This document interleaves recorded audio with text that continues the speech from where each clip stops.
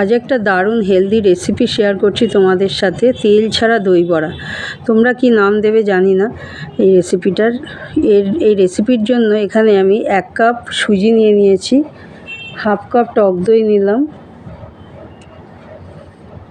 একটু আদা নেব গ্রেট করে, আর একটা কাঁচা লঙ্কা কুচিয়ে নেব, আর পরিমাণ মতো লবণ, আর একটু জল দিয়ে এবারে একটু বেশ ঘন ব্যাটার একটা তৈরি করব।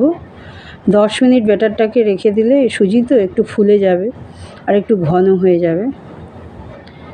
এরপরে এর মধ্যে বেকিং সোডা দেব আমি, তোমরা ইনো দিতে পারো বা বেকিং পাউডার দিতে পারো। আমি এখানে 1 চামচ, ছোটো চামচের 1 চামচ বেকিং সোডা দিয়ে ব্যাটারটা খুব ভালো মতন ফেটিয়ে নিয়ে তারপরে আমি আপ্পাম প্যানে অয়েল ব্রাশ করে ওই ইডলির মতো আর কি করব, ছোট ছোট দেখতে সুন্দর লাগবে। তোমরা ইডলি মেকার থাকলে ওতেও করতে পারো বা ছোট বাটির মধ্যে স্টিম করব এটা আমি। এবারে এই আপ্পাম প্যানের মধ্যে অল্প অল্প করে দিয়ে ঢাকা দিয়ে 10 থেকে 15 মিনিট স্টিম করে নেব। এই সময়ের মধ্যে আমি একটা এখানে মিক্সার জারে 1 মুঠো ধনেপাতা, একটা কাঁচা লঙ্কা, 1 বাটি টক দই নিয়ে একটা ঘোল তৈরি করব। একটু চিনি দেব, একটু নুন দেব,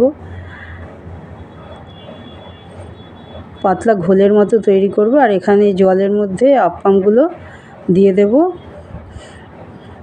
একটু ডুবিয়ে রাখবো যাতে খুব সফট হয়। এর ওপরে এই টক দইয়ের ঘোলটা ঢেলে দেব। এবারে তোমরা ভাজা মশলা, লঙ্কার গুঁড়ো, ধনেপাতা কুচি সব দিয়ে ফ্রিজে রেখে দেবে, ঠান্ডা ঠান্ডা করে খাবে। ভীষণই টেস্টি এটা।